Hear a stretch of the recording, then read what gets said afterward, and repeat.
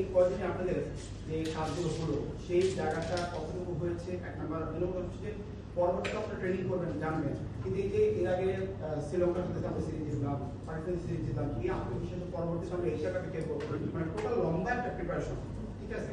এইখানে আসলে ফোকাসটা কি থাকতেছে আপনাদের, আসলে আপনার কোন জিনিসটা ডেভেলপমেন্ট বেশি প্রয়োজন?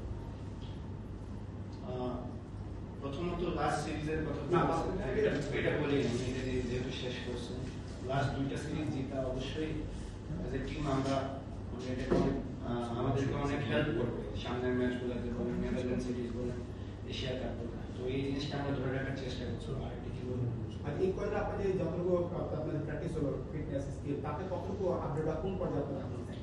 ফিটনেস তো এটা নর্মাল জিনিস, এটা আমরা কন্টিনিউয়াস কিন্তু করতে থাকি।